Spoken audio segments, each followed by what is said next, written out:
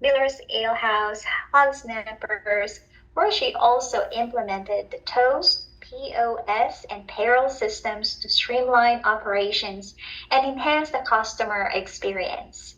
With real world leadership experience and a passion for helping others grow, Ashley speaks from the heart of entrepreneurship.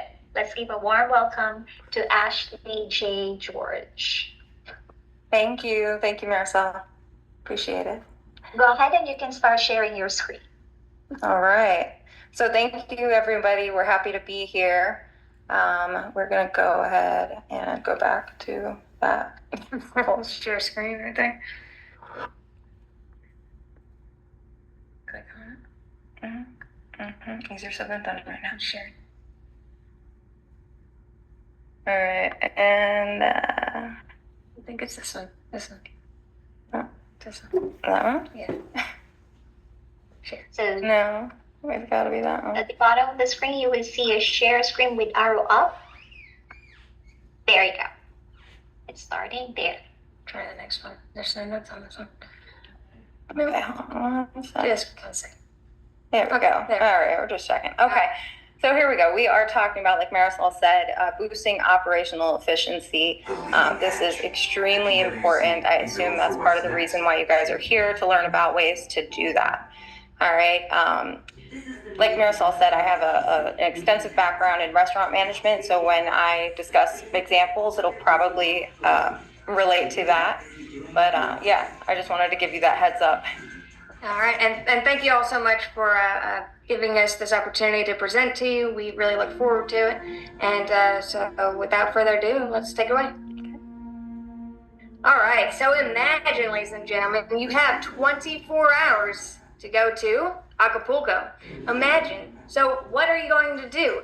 It's very clear that you've got a lot going on your plate and you've got to get laser intense focus, okay? You've got to clear your calendar, delegate tasks and work, and you need to have the confidence that you're going to make the decision to do what?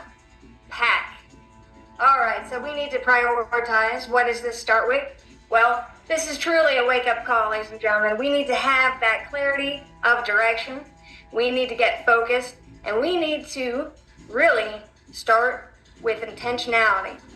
We need to have drive, and we need to have purpose. So we want to have the mindset that we're packing to go on vacation. And by doing that, we need to clear our schedules, get organized, and make sure that our calendar is good to go. Yep, exactly. 24 hours. Have you been to Acapulco? No. We're going. We have to. Yep.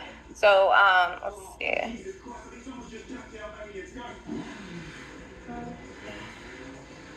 There we go.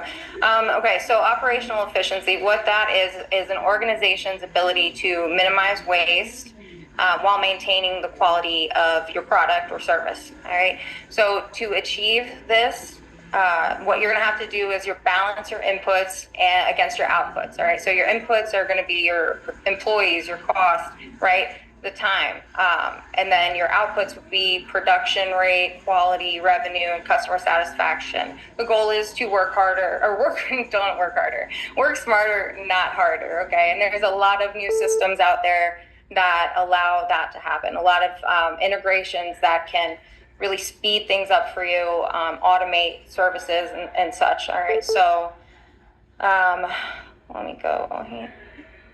So so working smarter means you're going to be streamlining. All right. You're going to be streamlining your operations.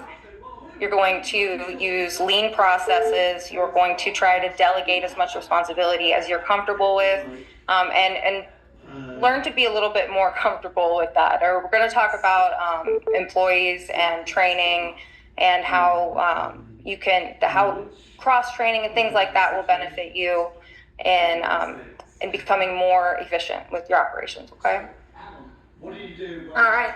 So when it comes to startups and growth stage businesses, it's important that we talk about operational efficiency through this lens, especially, again, when it comes to the startups, when we're looking at development and growth within an organization. So resource optimization starts with looking at when you have limited funding and lean teams, every dollar counts. your time, the hiring process, all of these things. There's minimal room for waste, and so streamlining the operations is an integral component, because this is something that you need to do. You need to have high impact when it comes to the busy work, and so you need to streamline.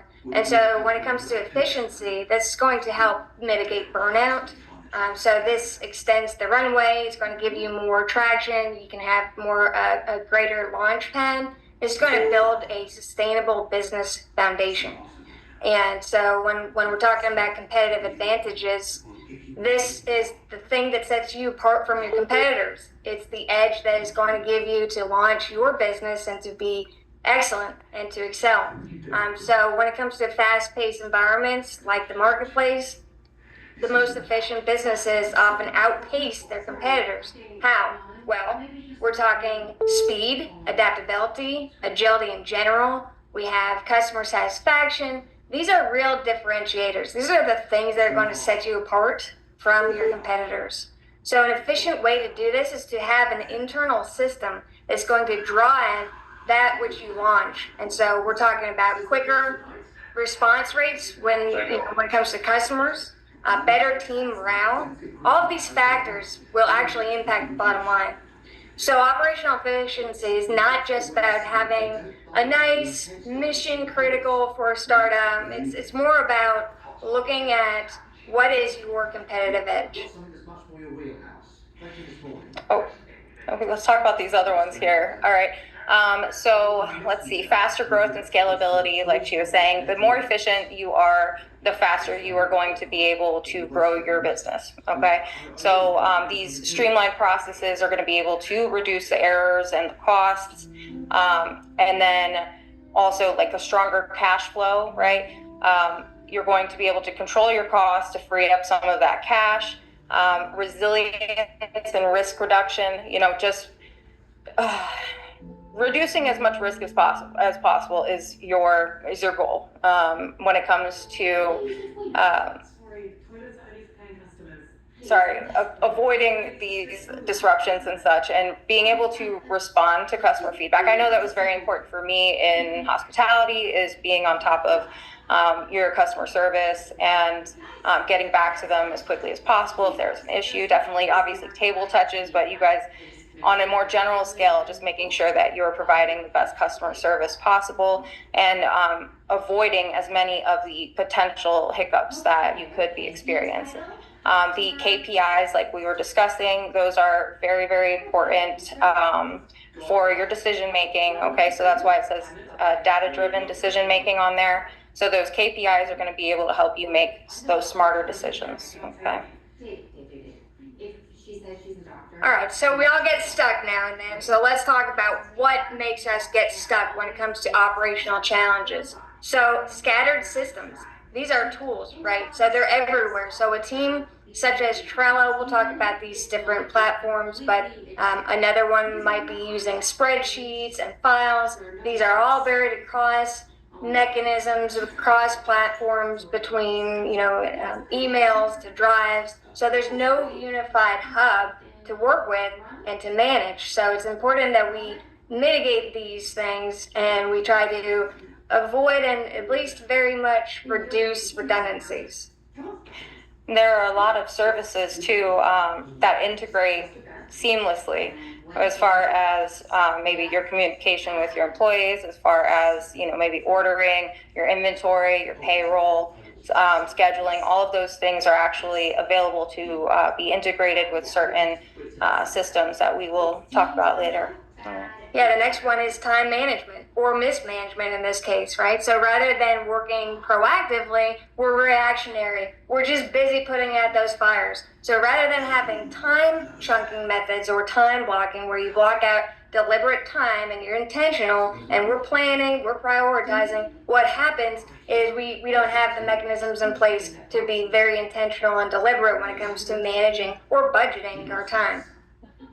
Not going to make it to Acapulco like that. That's right. So for unclear workflows, you really need to have a system in place, standard operating procedures like we were talking about. If you're a small business and you still haven't created standard operating procedures. You should get on that.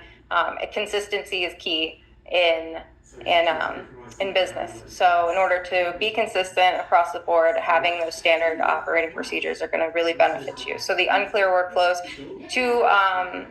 that will lead you to inconsistent quality, missteps, a lot of stress. I hate that. We have a few options for you to control your repeatable processes and to make sure that you're assigning clear owners to that responsibility. Yeah, and along those lines is communication. We'll have communication breakdowns, and that's one reason why we have these barriers. Emails, chats, text messages, you name it, it's all over the place. It's scattered, and there's an unclear handoff, to your point about the collaboration piece and the delegation of tasks. Another one is the knowledge gaps. So there are maybe some deficiencies in terms of skill sets, technical skill sets. So getting on board and also knowing who's doing what and training them, making sure that we're upskilling our team members. Right. Okay, so I hope you guys like mnemonic devices, because we do. So, we just had, all right, so this one's another one, potential. Where are we losing potential? So, P for poor financial management, okay? Make sure that you are very familiar with, different financial statements, balance sheet, your cash flow. You really, even if you have an accountant, make sure that you are understanding those financial documents, right? For O, we've got operational inefficiencies, like we've been talking about. That's a reason why we lose potential. Let's see, we've got technology gaps, which we're also talking about. Like my little introduction said, when I was at a restaurant, I upgraded their operating systems from maybe just an Excel spreadsheet and a point of sale system that they literally had to stop service in the middle of the day for 15 minutes just so they could close out checks, and the guests couldn't leave, they couldn't pay. So anyway, I was able to update all of their systems, and it streamlined and integrated so many things. So a technology gap, make sure that you have updated your technology for your business, okay?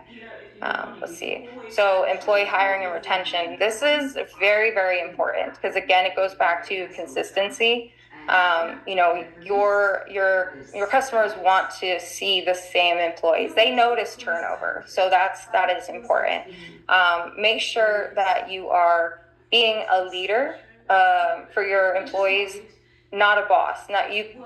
There's a difference, okay? So being a leader means that you are a support system. You're there. You're a team member. You are there alongside them when they need you, but you want to hold them accountable too, because that's where you control your business. You want to make sure that they're following those standard procedures, but you have to show them that you appreciate them, that their time matters, and that they contribute a lot to the success of your business, and realize that just internally, okay? That'll help you retain employees. And hiring, make sure that you are really looking into not too far deep for every type of business, but look into who they are. Definitely take at least maybe 2 interviews, I would recommend, if not more. All right. Sure. So the N is no strategic planning, and that's very important, ladies and gentlemen, that we have a plan in place, and that it is strategic in nature. So it needs to be high view when it comes to the strategic level. The T deals with troubles with inventory supply. So inventory supply, that's very important that you think about the methodologies you're using. Are you going to use just in time or just in case? Maybe a combination thereof. So what's the inventory supply like? You don't want to run out of things, depending on the business, but in any business across the board, whether it's running out of pens or, you name it when it comes to a restaurant, right? Mm-hmm. Yeah, so inventory, but it obviously counts as cash. It's your money too. So you don't want to have too much just sitting in a warehouse or on the shelf if you don't need it. So that's where just in time comes in, and I think we might talk especially about that. When it comes to the shelf life. Mm-hmm. Definitely. Yeah, the ineffective marketing as well. let's start. I mean, if you haven't started your social media campaigns, I promise you, you need to get on that immediately. From someone who isn't very comfortable with their social media marketing, I can tell you how much you struggle without it, versus actually creating that presence and creating that content. There was a point where I didn't know why there was a social media manager. What kind of job was that? But then you realize that when you're running your business, you don't have time to do all of that. So anyway, I would recommend also a social media manager unless you're very good at it and with your time. And don't forget the design, that you are very good with the design. Oh yeah, thank you. So the accelerated or stalled scaling is another aspect to take into consideration. We want to talk about scalability. We're going to talk about it in greater depth, but you want to. It's very similar to the just in time, just in case, right? We don't want to do it too quickly. We don't want to do it too slowly. We want to be efficient, and so we'll do this in a methodical manner. Next is the legal and compliance risks. So very similar to a pestle analysis, we won't give you that one because we have plenty more of the acronyms, but the pestle analysis also includes the legal considerations. And so we want to mitigate risk. And so this could be another thing as to why we are actually losing potential. Oh, we got another one for you. All right. We should have the music, smooth operator, right? So yeah, smooth sailing, ladies and gentlemen. We talked about being stuck. We talked about potentially losing the potential, I should say. And now we're talking about how we can have smooth mechanisms in place in order to streamline and achieve efficiency. Yep. So we got systems in place, mapped out workflows, like we already talked about kind of a little bit, we touched on it. It's not enough for you to know what needs to happen. Being able to document step by step your workflow really makes onboarding execution seamless, and it's especially valuable for repeat clients or team tasks. So process maps, flow charts, we'll show you one in a bit, but they are extremely helpful. Definitely. And so when we're talking about smooth operations, okay, we want to make sure that we are optimizing the tools. We have various mechanisms and platforms that we're going to talk about. And so should we talk about the operations agility? We can get to that in a bit. But yeah, so smooth. Let's be smooth about it. Let's be smooth. Okay. Wait, let's talk about the time chunking method. Yeah, time chunking method. Do we have time for that? So, time is one of the most precious assets, ladies and gentlemen, okay? You need to guard your time, be very deliberate, be strategic in your scheduling, okay? So group similar tasks with one another. That's why they call it chunking. You're going to have similar groups. It's sort of like clustering. You're going to block time for deep work, deep, uninterrupted work, where you have boundaries around those and you have energy management. We need to be able to manage our time and take control of our day. So morning might equal focus work, whereas afternoon could be admin and meetings. We kind of skipped over ongoing reviews, but it does mean a lot to me. Like, it's very important to me to take the feedback of your staff, your employees, your customers, everybody, to make sure that you are creating a feedback loop, because that's going to make your operations more agile. That's going to make you more adaptable to the things that might pop up. And then you want to have healthy delegation here. So don't try to do everything yourself. All right, that is definitely going to cause burnout, and that you want to have a work-life balance.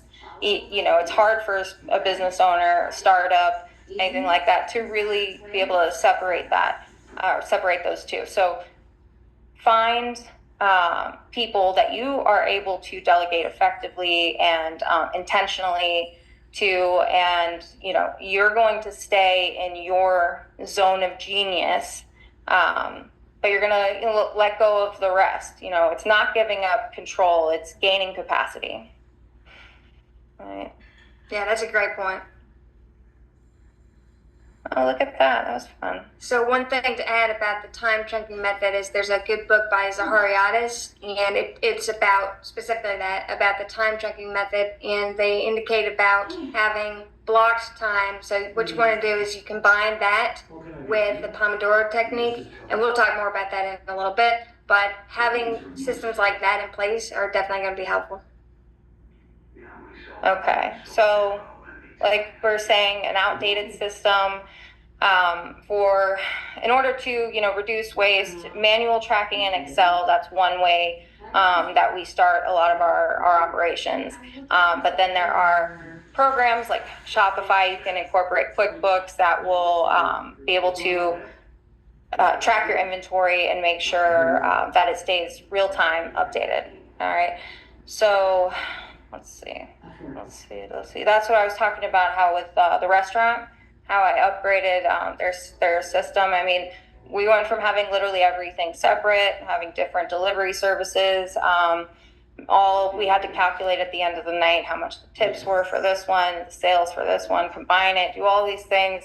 We had the host, they had to ring in the orders, but then after these transitions, all of those things became automated, and it was just such a relief. It freed up so much time to be able to provide better service, better quality to our guests, to our customers. So transfers over. But yes, you want to make sure that you're starting to implement these strategies to optimize your workflow. All right, so from chaos to clarity. All right, so we're talking about the current workflow. So in order to have an effective workflow, you need to know who's doing what. Okay, it's important that we avoid or at least mitigate bottlenecks. A lot of times, especially nowadays, you'll hear about backlogs. That's where the constraint lies. Okay, we have resources, time constraint. If we're factoring this and we're not taking into account the redundancies, then there are going to be, inevitably, there will be delays.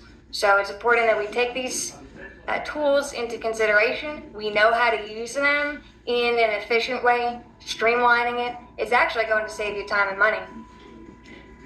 Yeah, I have to say that Canva is something that I use a lot for branding stuff, promotional material, and like it says, you can use that for mapping your current workflow. And you can see here, kind of, it's like a flow chart here, so you can see. And there are different types of flow charts that you can employ, anything from Gantt to PERT. There's a number of them out there, but make sure it works for you. It doesn't have to be perfect, doesn't have to even look aesthetically pleasing per se, but it does need to work, and it needs to work for your particular organization, but industry specific as well. Mm-hmm. Okay. So like we were talking about the standard operating procedures. This is very important if you want to be able to provide consistent service, quality, everything. Yep. So establishing standard operating procedures, that is key, ladies and gentlemen, when it comes to documenting. It's important that we keep, and not just a paper trail, that's going to add up. We need to streamline it and digitize things. It is good to have backups when it comes to, old school kind of paper, nothing wrong with that, but having these systems in place is going to definitely streamline the approach.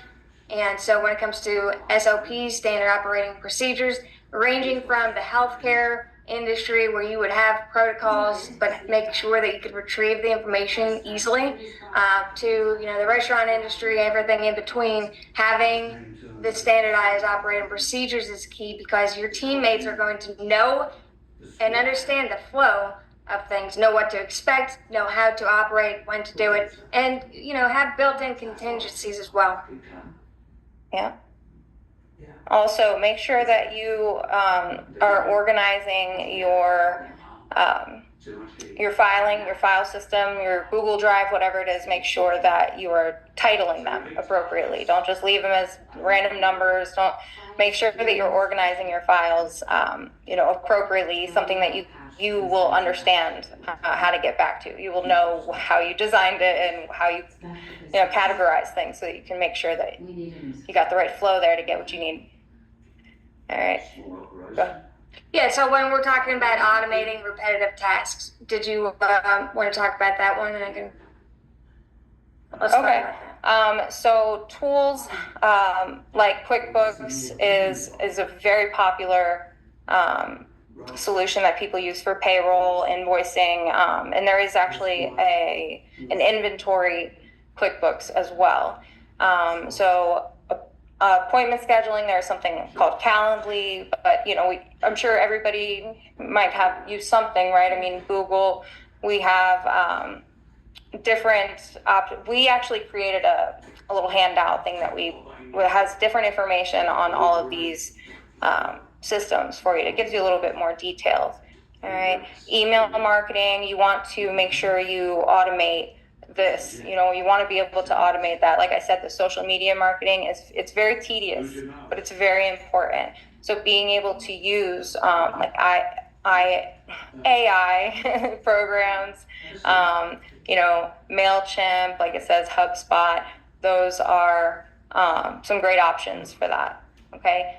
Like it says, it will free up your staff for higher value work. All right. Exactly. Then the human aspect of it, they'll be able to really do their work and make a more meaningful, greater impact as a result.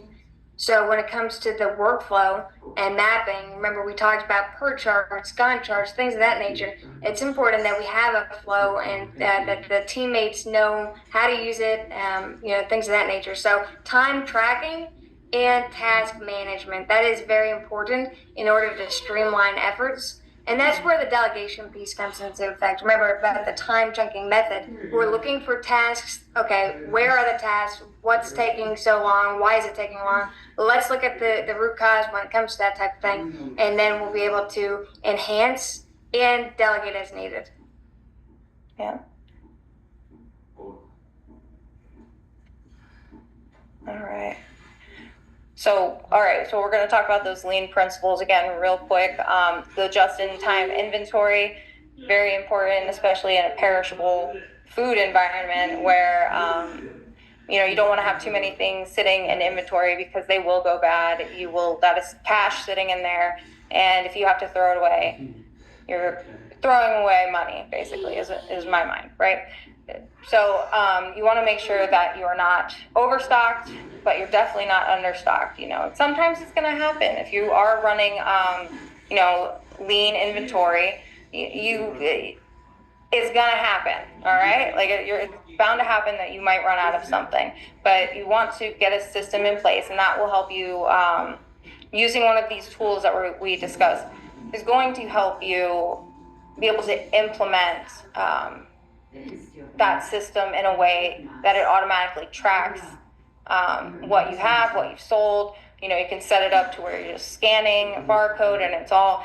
Anyway, so yeah, you'll be able to streamline that process so that it is easier for you to hold the right amount of stock on a regular basis. That's perfect for your business. And be careful, you need to build in a buffer. So if you are utilizing the just-in-time, you have at least 10-20% buffer, I would recommend. It depends on the industry as well. So if it's, let's say it's medical industry, things are not going to, it depends on what it is, of course, but if it's, let's say gloves, it's not going to have as much of a critical expiration date as, let's say, food and things of that nature. So it's not going, you have to look at the shelf life as well. Also availability. If it's something that you may or may not have available to you in the future, if it's sporadic as far as its availability, then you would definitely want to make sure you have more of a stock of that just in case moving forward in the future.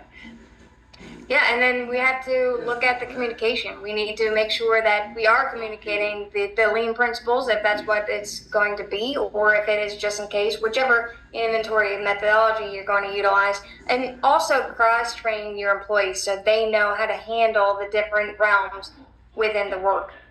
What happens a lot is people call in, right? Or, in order to, actually, it's really a good motivation piece. I think it's a great opportunity for you to show your team members that you trust them, that you believe that they are capable of doing more than just that one role.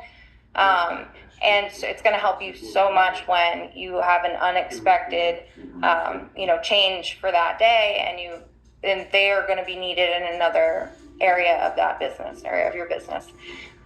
So improving communication, like you were saying, it's very important to set meeting agendas to make sure that you stay on track and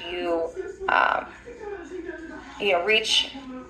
You don't let your employees go too long with their discussions, their feedback. You really want to make sure that you have a time frame, because it can go forever. So believe me, people can talk. We can talk. So, yeah.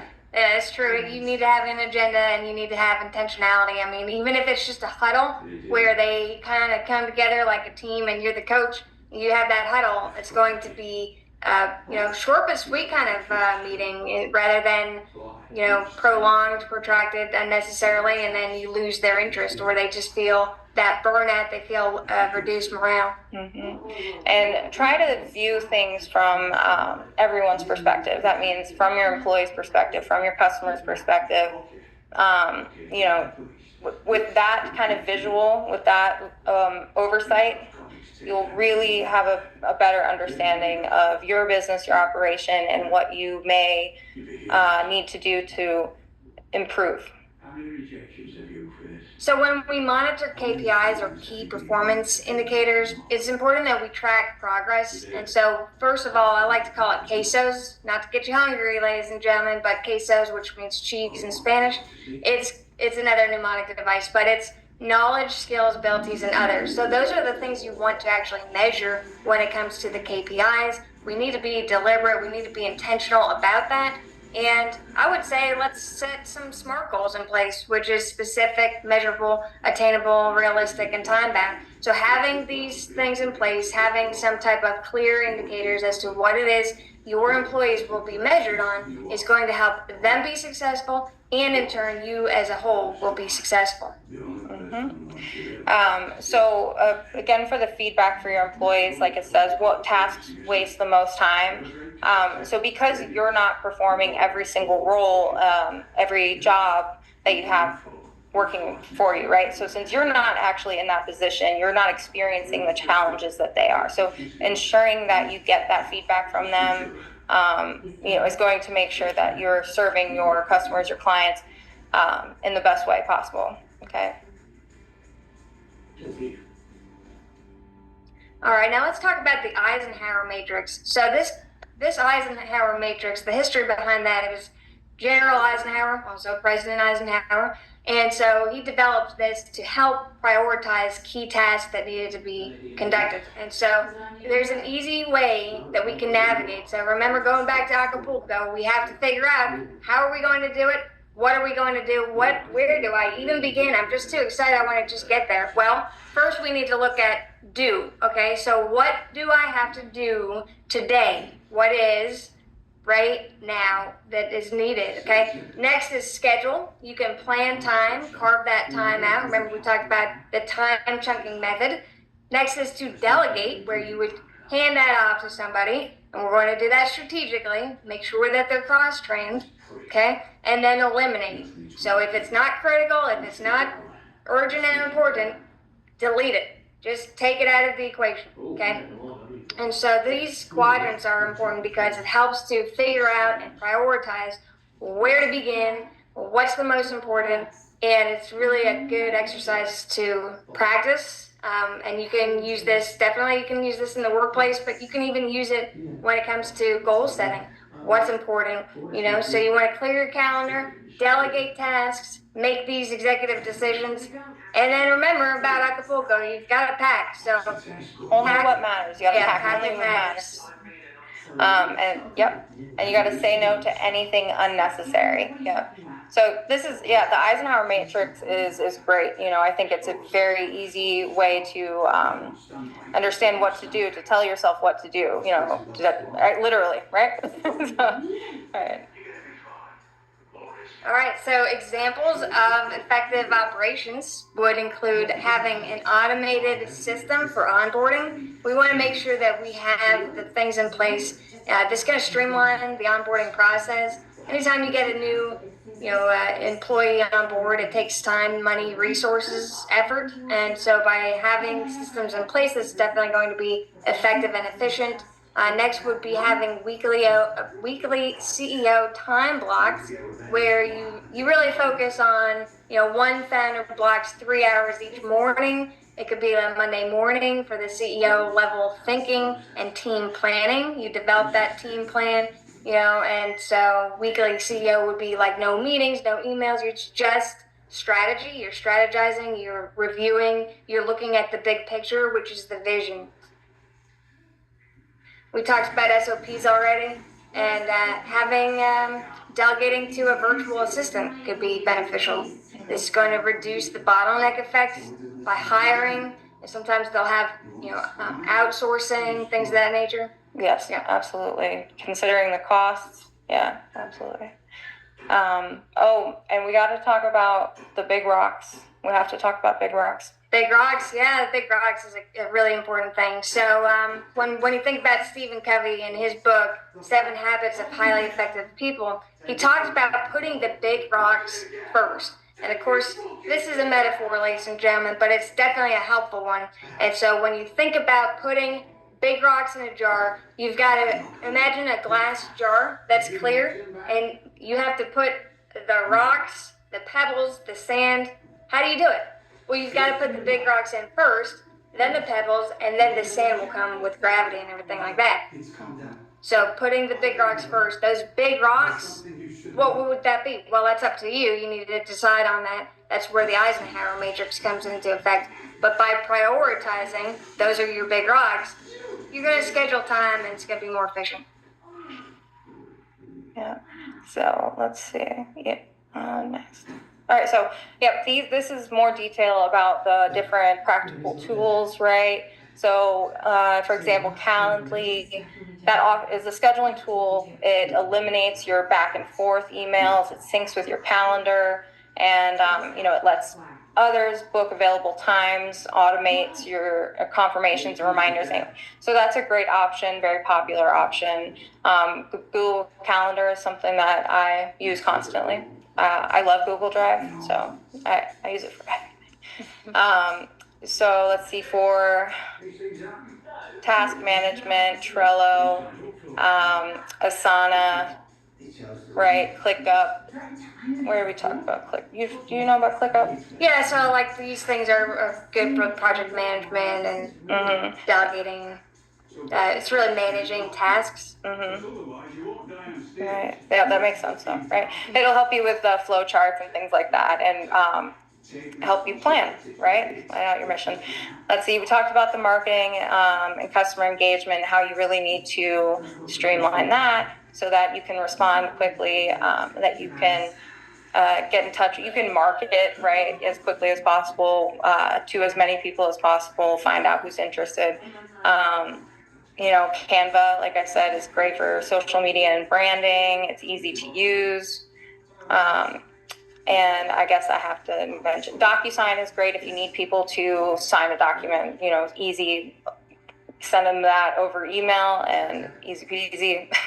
Google Drive, again, is how I personally love to do my document and file management. Dropbox is good too. It is cloud storage. They're both cloud storage, and file sharing for teams. And it syncs the files across all devices, and it makes it really easy to allow access to all of your team members, so you're all in the same, and it's real-time updates because it's on the cloud. And that's where the collaboration comes into effect, is that by being able to share in real time what the information is, you're going to be able to have a hub. It's going to be a centralized documentation system rather than having paper trails, and that's just an inefficient way to do it. It's just great to streamline and have things up in the cloud. Okay. All right, more of the practical tools. So these are some pragmatic ways that we can really streamline effects and get creative when it comes to platforms. And remember how we said about you want to integrate the platforms so that way they are one hand is speaking to the other. That's very important that we automate and we integrate. So Zapier, it automates workflows. It connects different apps, and it lets you trigger actions across platforms. So like you can send Gmail when a Trello card is created. There's another one called Make. It is, let's see, what is it? I'm sorry. So what it does is it makes powerful visual automation platforms. It lets you connect apps and automate your workflows. So again, automating is everything we're trying to accomplish. Yeah, let's see, what else we got? Yeah, CRM, like syncing the customer relations management tools is key. So HubSpot, to click up one hand talking to the other, it's going to automate. Same with the onboarding, as we talked about. You can have Honeybook and Google Sheets, and that's going to help again with that streamlining of data. Let's see. So yeah, these are some of the logos that you can reference. Like I said, we have a handout that we are going to provide you with that has more details on each one. And I believe Dr. Hernandez is going to be talking also about some AI things next. All right, so entrepreneurs, it's one of those things that says keep learning, all right? So I have to say that I was in the restaurants for 20 years, and I thought I was just going to continue to just move up and go to corporate, and that was my entire, I didn't really see how my skills would, translate beyond that to another industry, right? So I decided to go back to school in my 30s, and it was the best decision ever. So even though I felt like I knew a lot about managing businesses, I didn't know nearly as much as I should. So if anyone's thinking about going back to school, if you're already in your career but you still want to learn more and have more knowledge base, then I highly recommend it. And Palm Beach State College was fantastic to me. I graduated my bachelor's in entrepreneurship, actually. So, and that is something that we actually have created, was that hurricane resistant, that roof anchoring system. We created that together. That's one of our first entrepreneurial ventures together.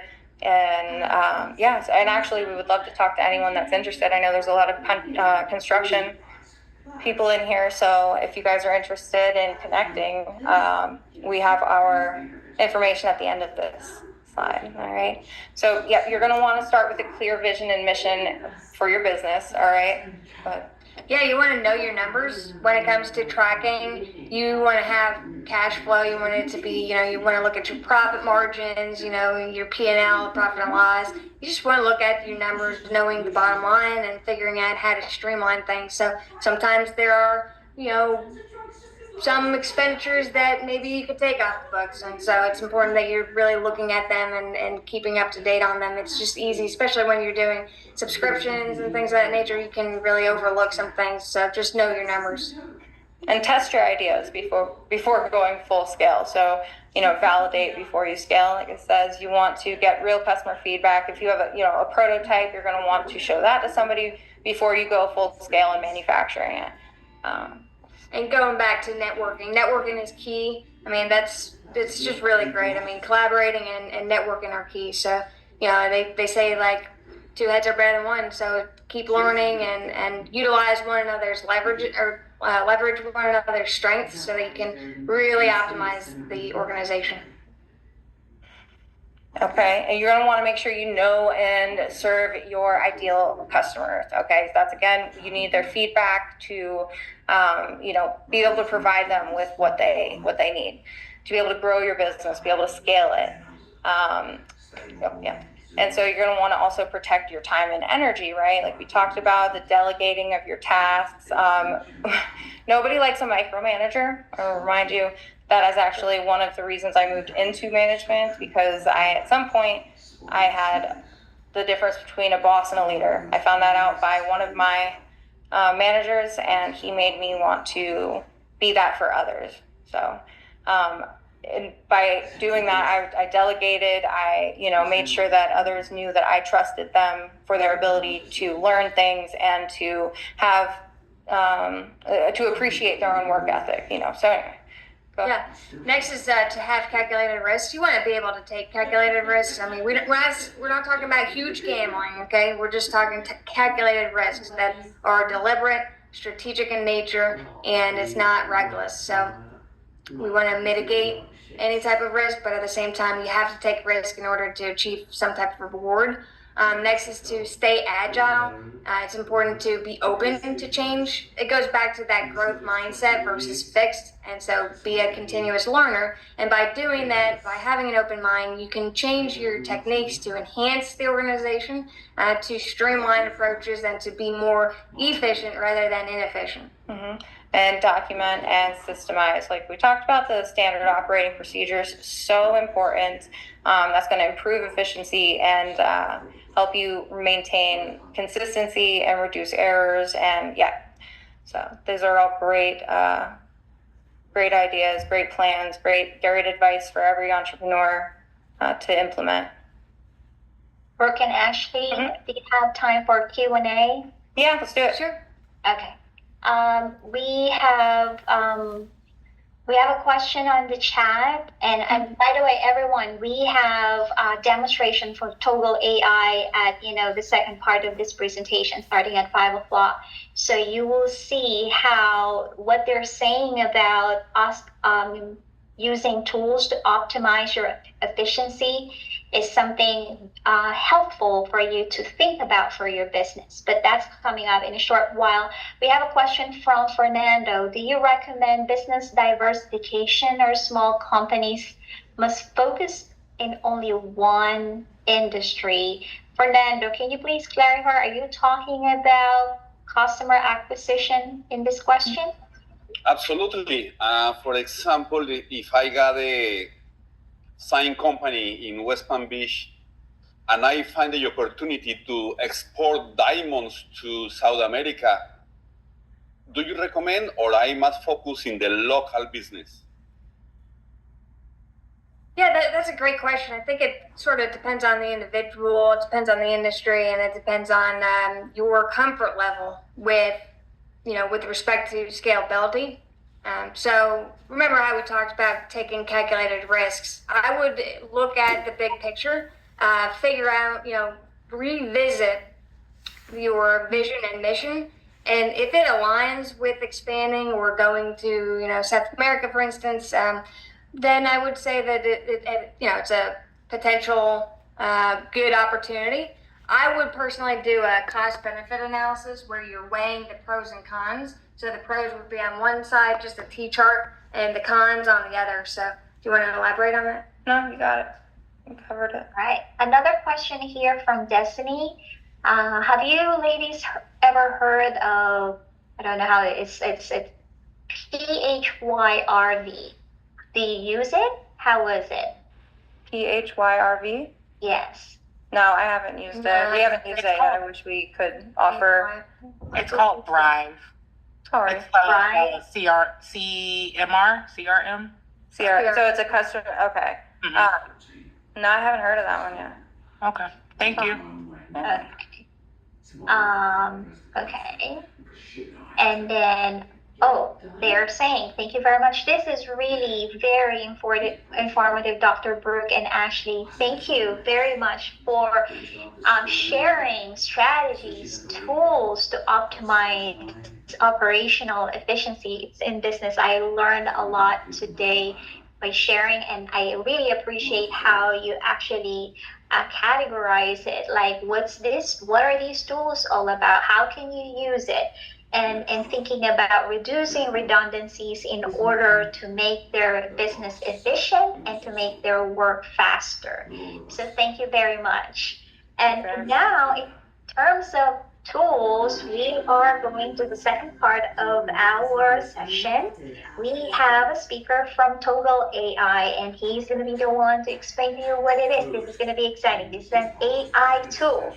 So Michael Senni is a skilled and accomplished construction management professional in the South Florida construction industry. For the past 7 years, Michael has honed his expertise as an estimator, working with both large and small general contractors on a diverse range of projects. His experience spans across multifamily, commercial, historical renovation, and residential projects, showcasing his adaptability and versatility in different construction settings. Michael is an avid learner, always seeking to stay updated on the latest trends and advancements in construction management. His commitment to continuous growth ensures they remain at the forefront of the industry, ready to tackle new challenges and embrace innovative solutions. Michael holds a bachelor's degree in construction management from Florida International University. Let's give a warm welcome to Michael Seni. Well, Hello, everyone. before you start, this is Jeff with Kaufman Lane. Want to just say an intro. One, thank you for joining us, and two, thanks for everyone being here. And just so everyone knows, Kaufman Lane uses Toggle AI as well. So this is not just a service or a theory. This is a tool that we use in our everyday business. So it definitely is a valuable thing. And speaking on behalf, since I also graduated from FIU, go Panthers. Panthers. I'll turn it over to you. Go Panthers for FIU and the hockey team too. If anyone's tonight, yes. Yeah, it's gonna be a big game tonight. Good afternoon, everyone. My name is Michael Seni. I am the head of the customer success here at Toggle. So typically, I'm partnering with users and ensuring that Toggle's meeting their expectation, getting value. One thing I do want to touch on real quick, Dr. Brooke and Ashley, they both did an incredible job. Some of the tools they mentioned, just so you guys know, are things that we utilize here at Toggle day to day too in our corporation. So HubSpot's our CRM, we use Calendly, we use Google Drive, right? We're Google Suites company. So those are all powerful tools for you guys to utilize, just to let you know. It does a great benefit for the corporation. And I have a presentation for you guys so we can dive into Toggle.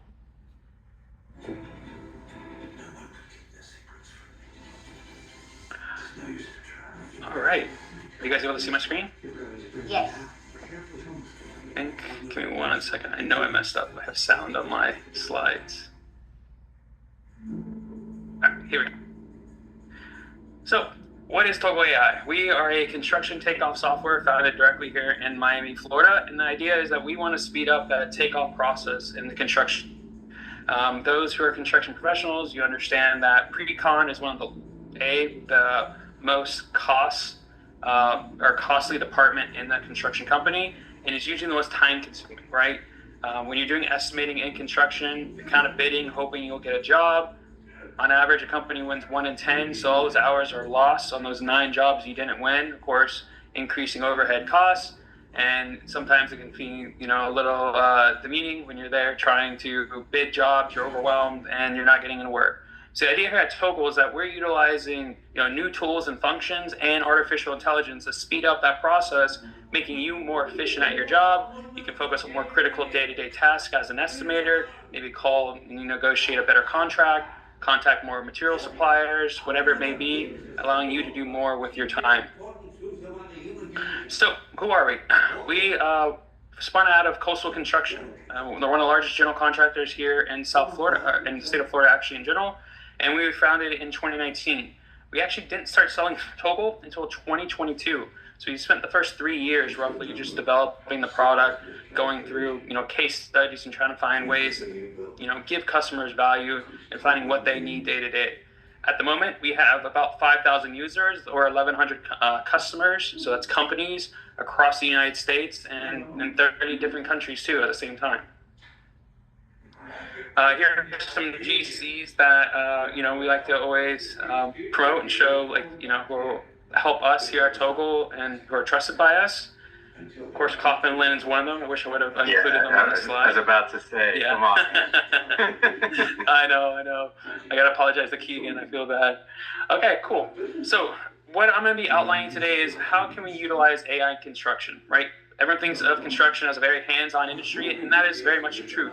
But there's ways that we can utilize different artificial intelligent tools to speed up that takeoff process. And we're going to be talking about what we define as takeoff 2.0, which is kind of the future of construction takeoff and where things are going. We'll talk about our Toggle chat function, and then I'll do a product demo. So Utilizing AI in construction. Everyone thinks of AI as this big, sexy word, right? It's going to come in there. It's going to help me do all these functions. It's going to help me just, do all my work, basically, right? We can just click a button, go to the beach, have a mimosa, we're done for the day. In reality, that's not the case, right? Artificial intelligence, A, is early on, so it's in infancy. And more, as the technology evolves, right, it's probably going to be more kind of like a co-pilot.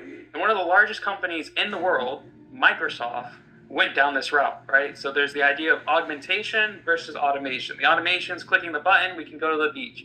Augmentation is the reality of artificial intelligence. The idea here is think of it as a personal intern. You have readily available for you to help do these minuscule, time-consuming tasks so you can focus more on the critical thinking aspect.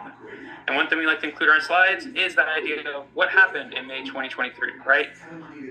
Think about it, Microsoft, the biggest company in the world, they came out with their Copilot, and it's not called autopilot, it's called Copilot. Because the idea, again, it's just assisting you with those little tasks. And these are things that you can use day to day, but it's not going to be a full automation of your actual workflow.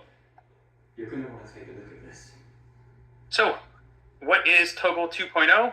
Well, I want to start off and kind of take a step back and show you guys what is current today takeoff, right? The idea of doing construction takeoff is getting the values we need from construction plans or even on-site measurements to provide proper pricing, do proper estimating, and things like that.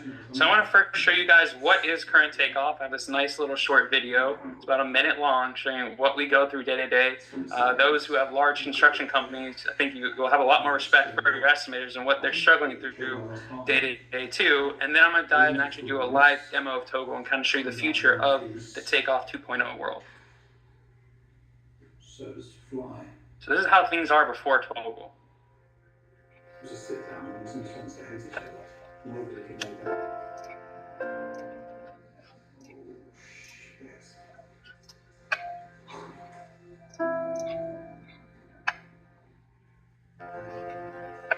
But they were challenged. They executed this man to make a statement, then go through a deal between two partners to make a deal. But this doesn't make everyone want to be an estimator? The music definitely makes it a little bit more depressing than what it is day to day. These guys are not just guys. They're pulling strings.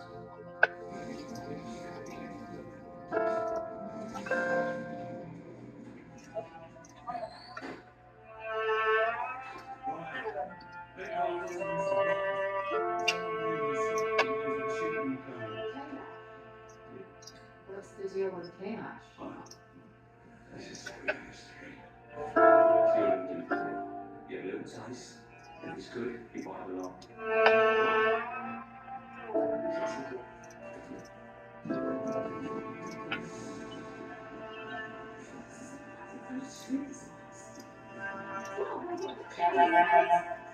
Find ways throwing a grenade. Not a literal grenade. Hey, are you good? Look at me. So just to kind of pause there at the end of the video, right? This is just one room, and this took a total of 1 minute and 34 seconds. The definition of that takeoff really just depends on your company, and this is where we're emphasizing the critical thinking. I'll be showing you guys in Toggle itself, right? But we spent 1 minute and 34 seconds just tracing this one corridor. Is this ceiling paint? Is this flooring? Is this concrete area? That's up to you and depending on your trade and what you do. But we have to do this for each and every single room. That's 1 minute gone just for the corridor. We still have to do all these other suites and king beds and everything else along this whole building. And so the idea of Takeoff 2.0 is utilizing the AI to do that portion of the takeoff, right? It's not going to go in there. It's not going to understand exactly what you're looking for, but a square footage of a room is a square footage of a room. We all utilize that in different metrics and depending on the trade and the different items we need to actually complete the estimating process. So just before you move on, since not everyone is a background in construction, so that video is showing, is that estimating what exactly is showing, with that video? Is it drone? Is it? So you're basically coloring and tracing in the area of the building you're looking for. So in this case, they were tracing out the corridor. More than likely, this is probably going to be a flooring takeoff, right? This is where you're going to actually run your LVT maybe, your carpet tile throughout the room. But use that square footage value to understand how much material you need to price how much labor is involved, right? Because depending on the efficiency of the team, how much square footage can be installed day to day. And it applies to different elements. That's the whole over-encompassing umbrella of it. It's just a square footage of a room. The name of it could be 10 different trades in construction, but we're all tracing that same corridor to get that square footage, and that's the value we need, and that's the time-consuming aspect. But that same square footage, again, can be used for concrete area, it can be used for carpet, flooring, it can be used for the ceiling paint, drywall area on your ceiling, gypcrete, if this is a wood frame structure.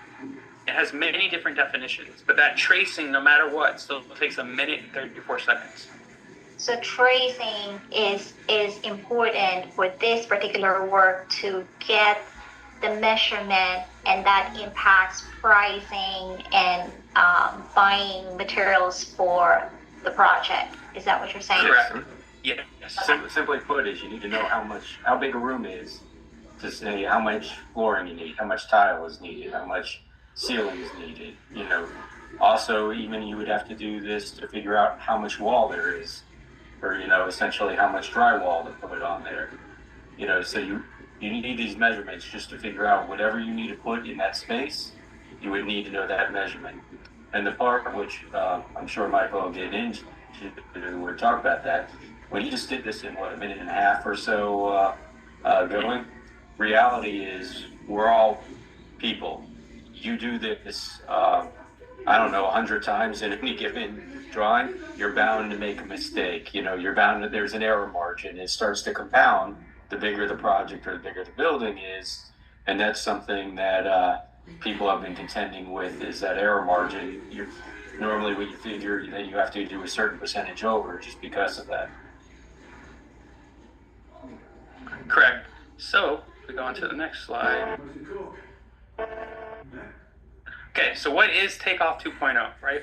So currently, Takeoff is like humans dancing. We're all utilizing a software, working hand in hand, and doing our takeoff manually. What we believe the future of it is a mixture of utilizing machine learning, AI, or a robot, and a human dancing together, right? It's an elaborate dance together, and that's what I'm going to show you guys Toggle right now as we speak. Are you guys still able to see my screen? Yes. Just to make sure. Perfect. All right, so this is Toggle itself, right? Toggle is a complete online cloud-based takeoff software. So everything we're doing is directly in your web browser. As you can see, I'm here in Google Chrome. I didn't have to download anything. You just kind of sign in. You can get started immediately. And again, Toggle itself, it's a complete takeoff software for that reason. There's still time where we have to do things manually. So if I want to trace the square footage, for example, the corridor, I can go back through that process and still have that human element where you can come in here and call it tile flooring. And you can trace out the area of a room, right? We have the scale set. I'm just going to do a little square just for the interest of time. And now I get the square footage, 453 square feet. But again, that's a 20 second process I did. Imagine me having to go ahead and trace this whole corridor. Where the AI comes into perspective in Toggle is we developed a artificial intelligence model that traces out high level areas, lines, and counts for you. Again, we cannot predict what you're looking for, because if you're a flooring contractor, you're going to call things flooring items. If you're a drywall contractor, you're looking for the square footage of your board. I don't know what that is. The computer doesn't know what that is, right? That's really up to you doing the critical thinking. But what the computer is going to do for you, you click our Toggle button here, click go, and the AI will process these drawings, go in there and trace out the square footage of each room, the linear footage of each wall, and count different objects we've trained things to do for you here. So within, 15 seconds, I have every single square footage of my building here, instantly. And now all I have to do is give it a name, right? I'll change the color in this tile flooring just so it kind of stands out a little bit better. So I'll do blue, right? Let's say we're doing our units. Before, you would have to come in here, click, click, click, one by one. Now with the AI, it did my measurements. I just right click and say, hey, this is tile flooring. And now that item pre-populates into what we call a classification over here. So we're reassigning the items, but the AI did the square footage for me already. It's technically here, 318 square feet. I'm just getting the definition I need.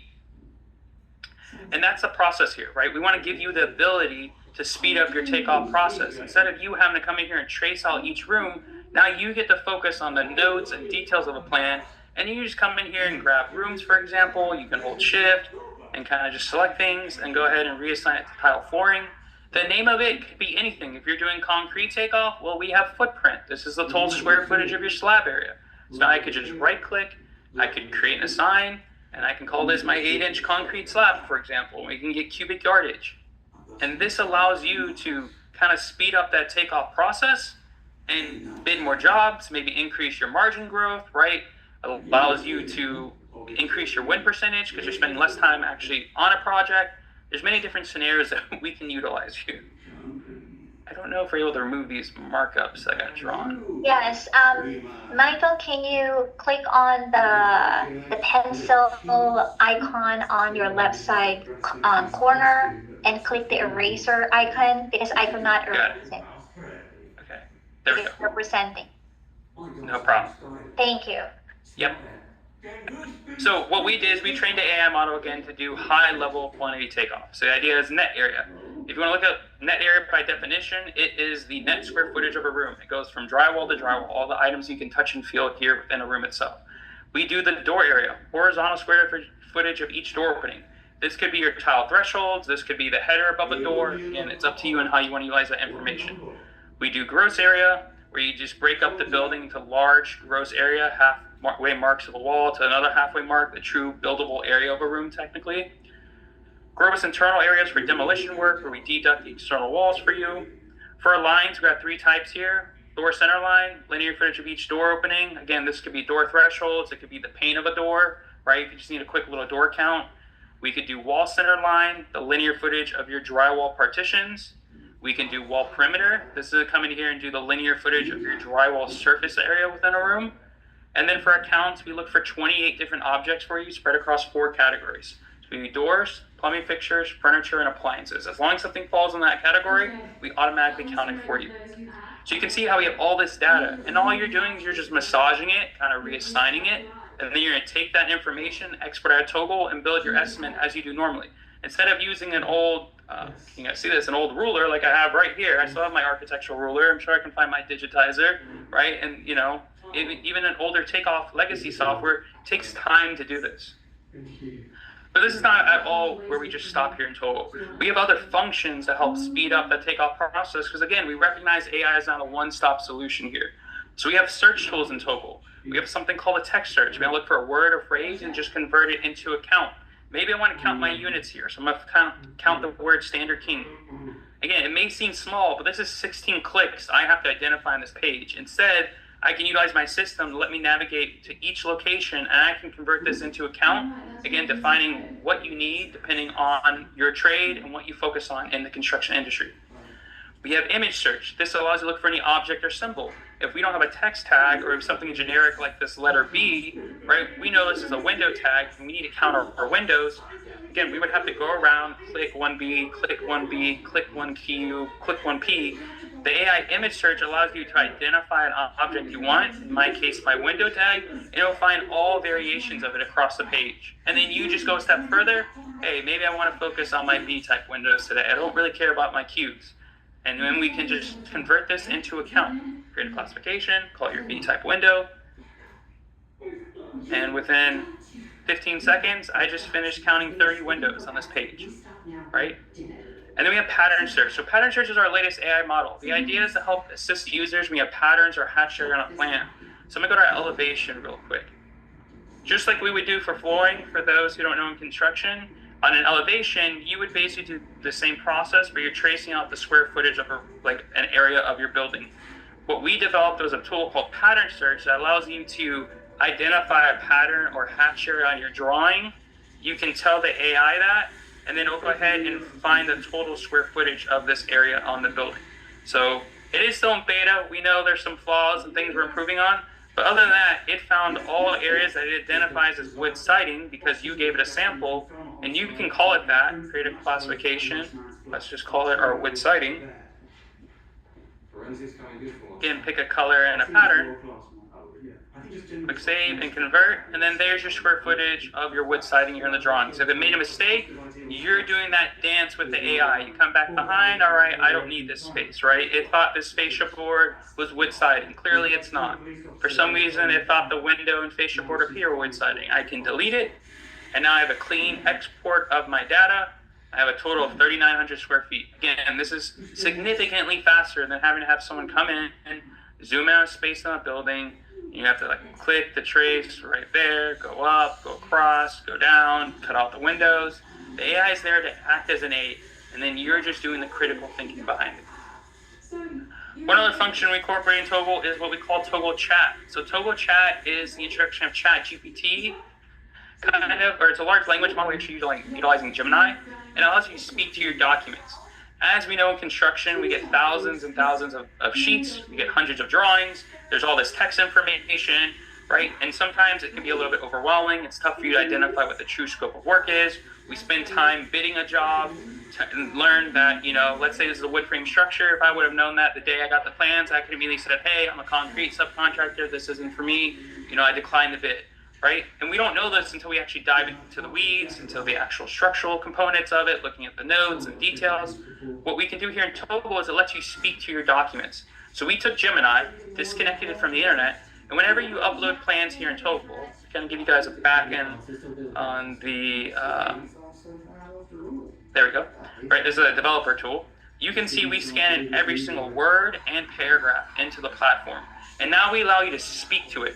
So we're a pool contractor, and we want to know what the scope of work is going to pertain here, see if it's even worth it for me.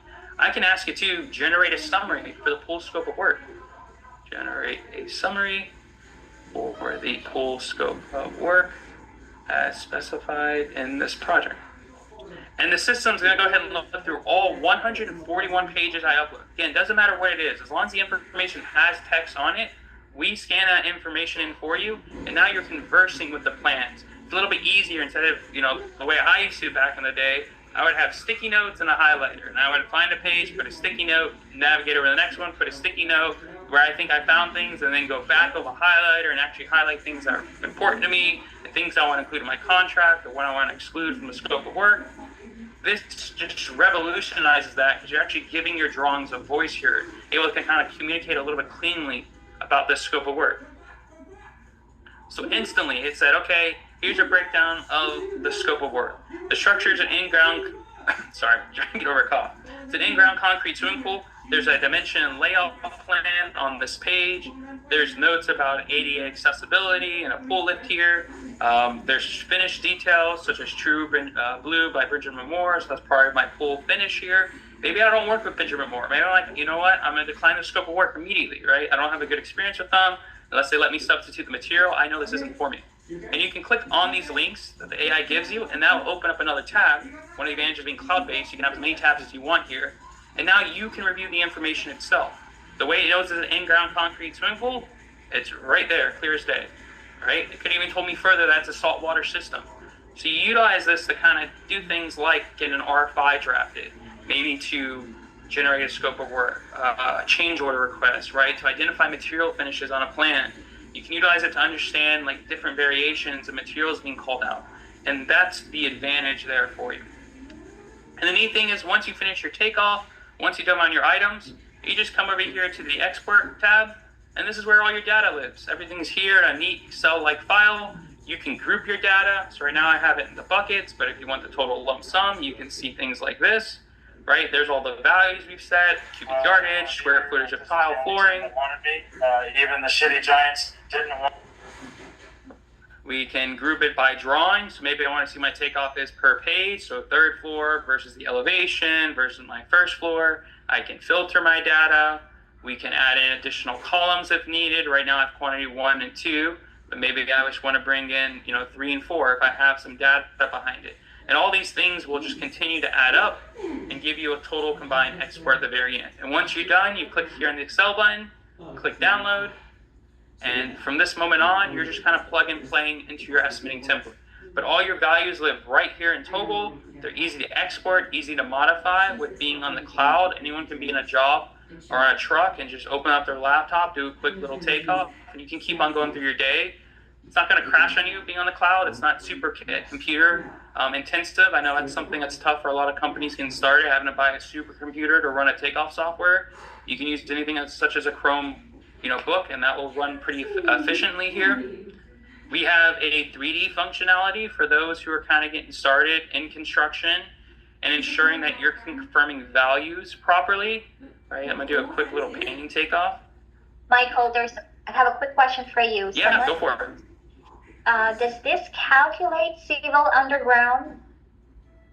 So from an AI perspective, no. The AI is trained for architectural floor plans and RCPs, but you can still go in there and trace it out manually. You can do any takeoff you want here in construction. You can utilize a text search, image search.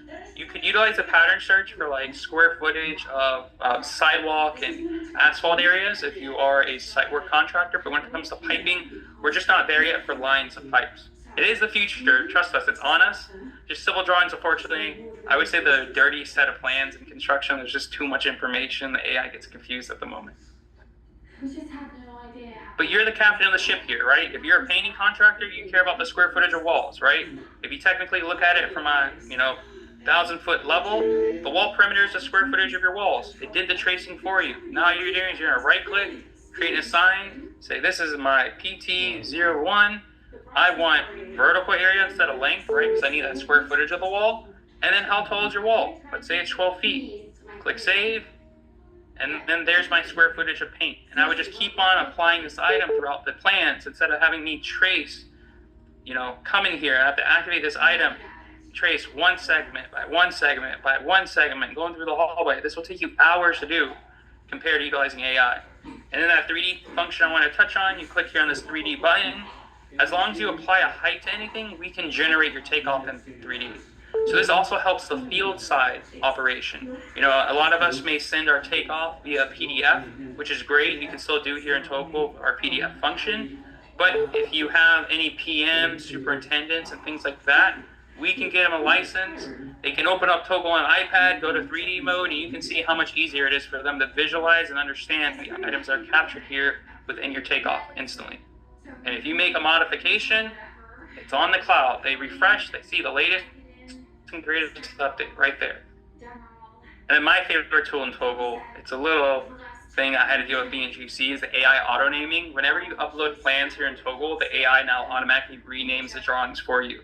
Again, PDF documents sometimes come named from the architect, which is very helpful. Most of the times they're not. So as soon as you upload any plans here, the system automatically scans, finds that sheet number, finds that title, automatically renames it for you. Kind of help with that. I don't know, are there any other questions? I know there's a lot to talk about. There's a lot of functions Togal has I haven't even touched on. I just want to kind of show you the fun, exciting bits. So Michael, how do you monitor if you're making mistakes using this tool? Yeah, great question.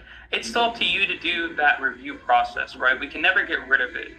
One of the things I always tell users, from a construction standpoint, I would never trust a computer to run my business. So you still want to go through that review process. When we do takeoffs, right, you would do your construction takeoff, you may go call a few subcontractors, and we always come back and review our items. Just because, like was mentioned earlier, right, when you make a mistake on a plan, it compounds over time. So a lot of best practices for estimators is kind of take a moment, take a break, come back, and actually review and ensure they're capturing the scope of work. Now you're kind of just jumping straight to that review process. And if the AI makes a mistake for whatever reason, let's say you increase the square footage, it grabs something you don't want, like these lines. Is this a big deal? No. But it could affect your square footage. You can just zoom in, and you can make the adjustments right there on the fly. And we have other tools that we've developed here to even speed that up, so that you're kind of jumping straight from takeoff to really review and takeoff at the same time. And as you're just progressing through the building, you kind of just grab the areas you want, ignore what you don't need, and make adjustments throughout the way. Oop, the wrong button. Another advantage of being cloud-based too that Togal offers, again, this isn't an AI tool, but we think it really is a big game changer, is the collaboration function. A lot of existing takeoff softwares, you're kind of just a one-man show, you're on your own. Everyone uploads the same job 5 times, and then it becomes complicated to find what was the latest and greatest estimate you did. In Togal, that's not going to be an issue anymore. One person uploads the plans, they invite other colleagues. If I want to invite my colleague Zach, for example, I want to invite Chip, right? I want to invite, let's say, Mauro from my team. You can give them the permission you want, but instantly they're added to the job, and they will all have access to the same files, and they'll also have their own view. So it's not like we're all overwhelmed, jumping on top of each other. Each person is drawing on their own blank slate, and I'll do just a quick takeoff just to kind of show you guys. how it looks, right? So every person will work from their own independent view, and then once you're done, you come down here to combine, and then there's a total overlay of everyone's takeoff. You can see where someone made a mistake, maybe something's missed, or wasn't captured properly, and we can go in there and work together as a team. So you can explain to him that you're in charge now. Question, Michael. Is this based on ChatGPT? How do you verify the numbers as LLMs, large language models, are notoriously bad at calculations? Or is, Great question. Or is there a different training set?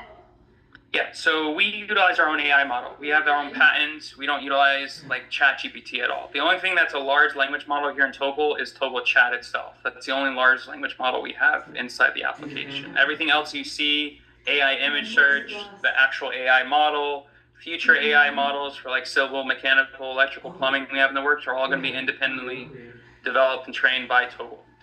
In terms of calculations, Michael, yeah. Before you go, that's a good point. Not just for Toggle, but for when you're evaluating, large language models are general purpose, give you some basic information, help you craft, how to write certain things. But those are just general for the purpose. That's why they're called large language models.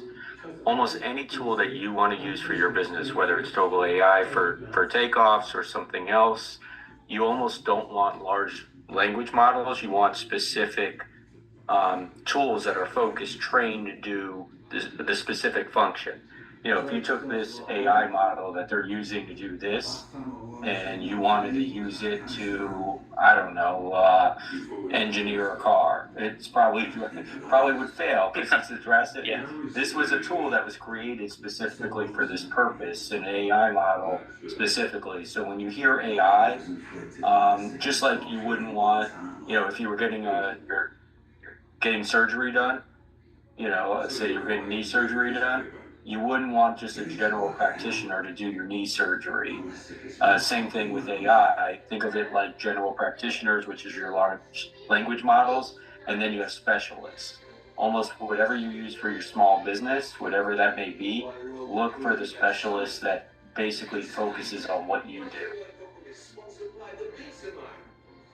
And the other thing to touch on too about calculations, right, Lisa? We're still based on scales here in Toggle, right? We have an auto scale detection system. I always tell people this is not an AI tool.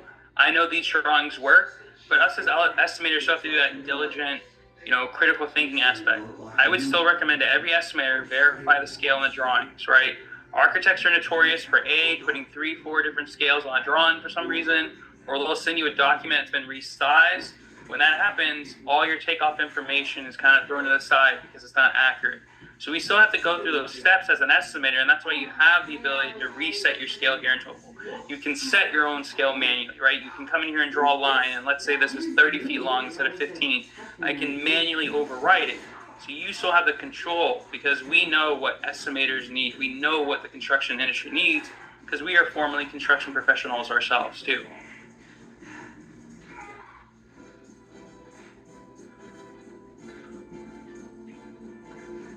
Perfect. Any other questions?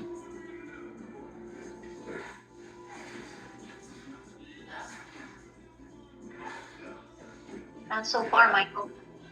Okay, perfect. So this is kind of a rundown Toggle and what we're trying to do. Again, we're a complete takeoff software. If you have hesitations about the AI, some people, old school, they don't trust it. The best thing is you can come here and create an item, you can activate it, you can go back to what you're doing. Especially if you're coming from the world of using a pen and ruler, I would highly recommend to check out some type of digital takeoff solution, whether you like Toggle or not. It's greatly going to help your business and help you expand and speed up the takeoff process. We're happy to dive into more specific use cases based on your trades. One thing that we do nice here at Toggle is we do customized demos. If you guys are interested in doing that, I'll give you guys a QR code that you guys can scan yourselves. But we try to really dive into the weeds for your business and your use cases. And if you guys are interested too, we do have success stories and different case studies we've done here at Toggle. This was a small little mom and pop New York. It's called North Carolina Construction Painting. Small little company. They were doing on average 25 bids, or they were doing about 19 bids per month. They wanted to increase their goal to 25. They were able to get it up to 60 a month. That's a 215% increase. over their goals and what they were looking. Again, the more you bid, the more projects you're going to win. That's going to increase your margin growth and allow you to keep on growing as a business and taking on more larger and larger projects. Total Flooring, they're actually a contractor here in the state of Florida.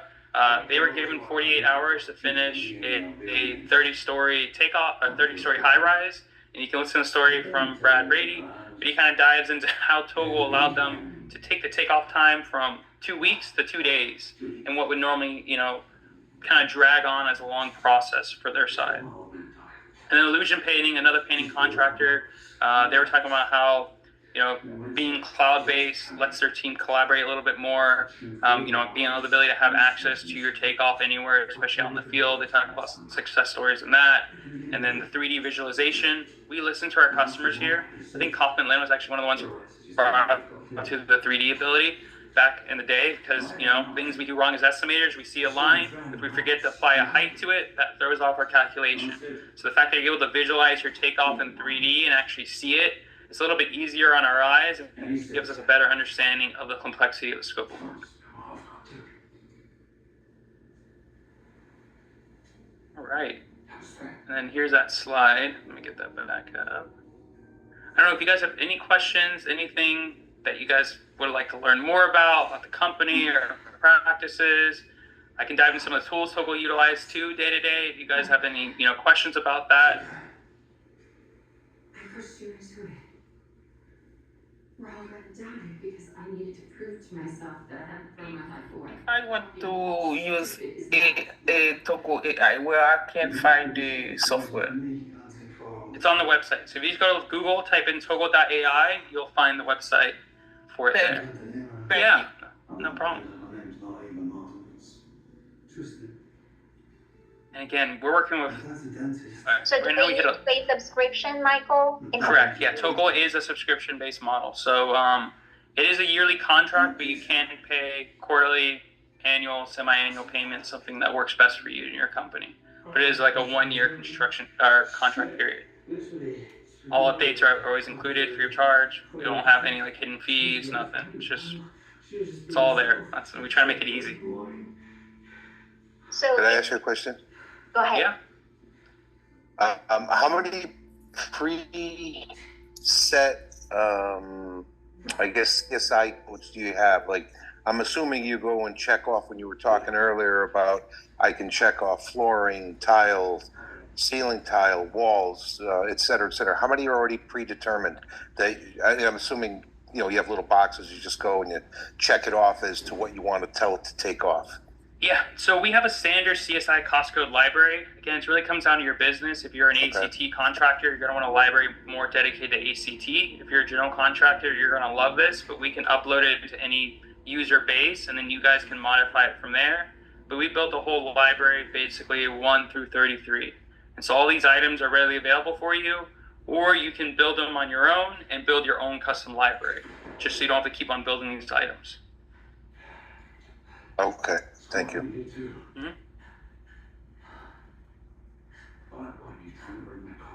Do you have a price cut for new companies? So, tough thing to answer. I would say reach out to the sales team. If you explain their situation, we're understanding. We're all about helping new companies and trying to be friendly, helping you guys get started. So there's different things we can do there. I'm not in the sales side. I'm more customer success. So I partner with customers, make sure they're getting value. Once the contract is signed, I really don't care what the price is. I'm more of a, let's get you going. How can we help you start maximizing the tool today?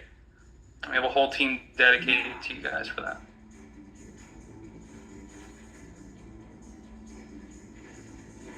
Any other questions? I know I went a little quick. Sorry. Okay. So it sounds like, Michael, this is more like a tool for estimators? Correct, yes. Or construction professionals, even mom and pop startups, right? I know we're bidding jobs at night, and then we're also out in the field running a team at the same time. So it is there available for anyone and everyone. I always say if you have computer knowledge, it's going to be very easy for you to adapt that. We joke around saying we only have 17 buttons. We have a whole lot more functions, but we try to be the Apple of takeoff software, right? OST, ClanSwift, Bluebeam, a lot of legacy softwares. You have thousands of buttons in your face, and half the time we don't know, what to do. So someone said, I would imagine it works well for landscapers too, for exterior projects. Correct. Yeah. If you have like, your grass areas, right? You're gonna have mulch and things like that. If there's a pattern, you can use that pattern search function. You can use the text search to count your trees or the image search. If it struggles, you can go in there and do it manually. It will, be able to, you can do it all. It's a one-stop shop. So again, there's a question about how much does it cost. Is there like a price range estimate that you can? So the base price is $300 a month. So that's $3,600 for a year. If you pay fully up front, you get a $600 savings. So it brings down to $3,000 a year. That's the base price. Again, that changes if you talk to your sales rep. If you buy a multi-user deal, there's always discounts and incentives there to work with you guys. Okay. And so if you can share that information to us, who to contact, and we'll include it in the follow-up email. So if they're interested connecting with the sales team to ask more about the pricing, that will be available to them. Yeah, and the easiest thing is if you go to our website, there's this right here, schedule a demo. That's the easiest button to click. You can even take a self-guided tour. This is a really cool thing where you can kind of go around and interact with Toggl live too. It's we try to make it as realistic as possible. It's not the actual Toggl function, but it gives you kind of a tour of the application and like what you can do too. We really do. There's a lot of YouTube videos on Toggl. You guys will see that, and we try to share the knowledge. And again, our goal is to modernize the construction industry as a whole. Of course, we're a business, but we also realize construction unfortunately ends up being this archaic industry. We're always late to adapt, and the CEO of Toggl grew up in a construction family and wanted to find ways to really make a difference for the industry. And one of the ways was pre-con, because it's such a time-consuming, costly department across the board. I love the little dog that Ashley's holding. I have a little Chihuahua too. Oh, there's Brooke's dog too. So, all right, thank you very much. It said, I do support services and web hosting for small businesses, and one of my clients is a startup home renovation business. Is this something that could be pitched to that kind of business? Or do you do? Yeah, most definitely. I think the only thing there, Lisa, is if they use construction plans, right? We are based on the 2D documents you would get from a construction, like commercial building, residential. If they do in-person measurements, then unfortunately Toggl wouldn't be for you. But as long as you have PDF documents, yes, most definitely. And can they buy it as an individual? Yes. Yeah. We sell one-user deals. We sell. I think our biggest customer is 130 users. It doesn't matter. Like we, big and small. We support all construction companies. Right. Thank you very much, Michael, for showing a live demo of how to use Toggl AI for estimating. We really learned a lot from you, and today we learned a lot from Dr. Coslet and Ashley about different tools and strategy to make your business, efficient, and also zooming into a particular tool. Like, it depends on what type of business that you do. Again, I'll go back to my question at the beginning of the session. What are the tools and strategies you are using to improve your operation? And I think this session helps us reflect of what are things that we need to keep and some of the things that probably we need to eliminate, just like Ashley and Dr. Costa said. Like, we want to identify the waste in order for us to improve our process and to become efficient. Important announcement. Go ahead. Before you go, can I add on? What you said is vitally important. It's a constant as your business grows. The biggest thing to do is utilize tools, become efficiency. Don't become bureaucratic. Don't just keep adding things without evaluating. Does some of the older tools or the legacy way you've been doing it Are you doing it just because that's the way you've always done it, or are you doing it because that's an effective way to do it? Odds are, I always tell my teams throughout the years, if you add a process and you're adding something to somebody's plate, can you take something away? You know, does it eliminate, does it provide that? So that way, what you want to do is a small business, you are very nimble. That's one of the advantages you have in whatever industry you're doing. Don't lose that nimbleness as you become bigger and more effective. Keep that and just enhance what you do well. Thank you very much for that, Jeff. And next week, this is very important. Thursday is a holiday, so we are going to see each other on Tuesday. So it's not Thursday next week, it's Tuesday, and we are talking about human resource management. We talked about data, being efficient, with our process. And now we're going to the part where we also manage human resources or human capital. So it will be a very nice session with our two guests for next week. So stay with us until Tuesday. Come back on Tuesday, the same time, 4 to 6 p.m., same Zoom link. And with that, I would like to call in Stephanie for our Wheel of Names. Thank you, Maricel. Okay, remember, you must be present to win. Here we go. Wheel of Fun. You're hired, Jeff. You're doing the voiceover from now on. Hey, simple things amuse me, so clearly this is one of them. So, Rainer, you were our winner last week. Would you like to hand it over to somebody else, perhaps?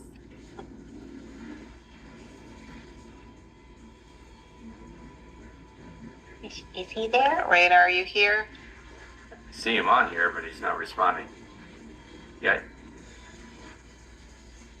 No response, we move on. Wait, let's see. I'm saying we're going to move on. We're going to move on. Okay. Okay. Want to give everybody an opportunity.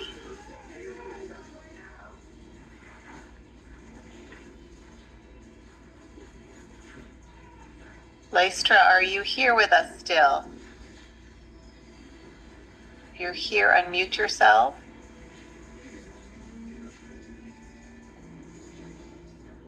I can't see the participant list. Let's see. Oh, nope, it looks like she's gone for... Okay, moving on. Let's keep going. So 102 in the room. We're bound to hit one of them. Oh, no, she said I'm here. She said I'm here. So Oh, okay. off the wheel. Okay, so... Sorry, Heather. So it's we going do to have... be Strap. Okay, perfect. All Okay. right. So I have your email, and I will go ahead and get that information over to Kaufman Lynn, and they will be providing you with that generous gift card. Thank you so much for sponsoring. And Maricel? Yes, enjoy the rest of your evening and see you next Tuesday for another great session. Good night. Good night. Bye, everyone. Thank you. Good night. Thank you. Good night, everyone. Have a great weekend. Thank you. Awesome session. Recording stopped.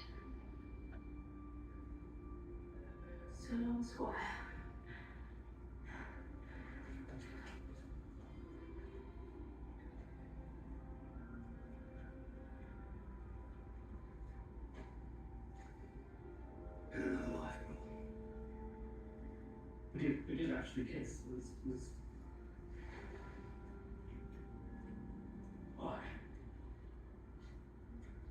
So what kind of police carry fight guns? Fake police. I know there was something double fucked about you lot. So come on then. Who are you? Really?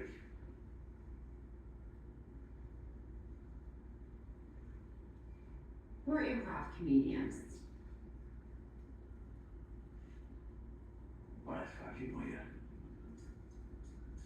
It's pronounced actually. I'm all that.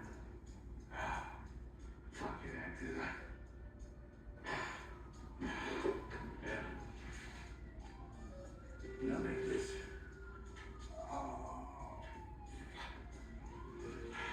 Where? Here. Congratulations. Flight touches down in Portugal this afternoon, and the heads of London's two major criminal organisations have been voluntarily severed. But, like a hydra, the head will regrow. So no, I was just Just leave leave it. Fine. Did anyone get away? Josh slipped it out. Oh, good. Good. But you got everyone else. That's good, isn't it? So, cheers, Destiny. This shit got us promoted. You're now speaking with Superintendent Dawes. And the Detective Inspector, Beverly. I mean, we didn't really know your ranks before, so. He's a hire. So how do we keep us safe? Do we get new identities? Well, the challenge is to make sure that no one knows who you are. So in this case, just, go back to what you were doing before. So this is Laura, who felt like a need a duke. I said, would you mind losing the scar? If only I could. So I just turned to my boss and said, fuck off. Well, now my own boss. He said, those rats just don't want to go there. And I know. So I'm drowning rats. You're lucky. I said, I thought you didn't want the rats. He said, I'm just doing all of them. Cool, Francis. Tell me you found our duke.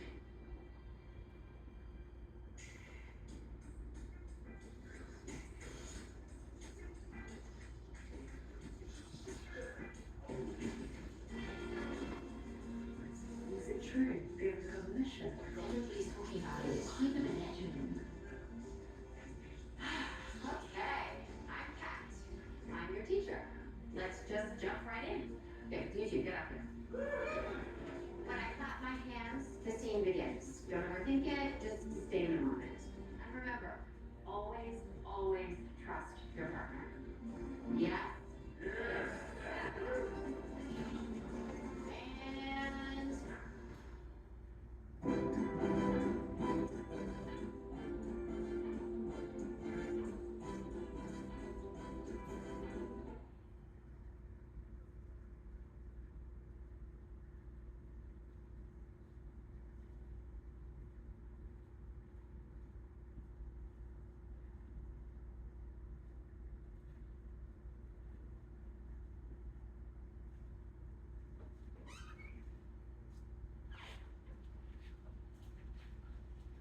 What? Is this all finished? 5:51.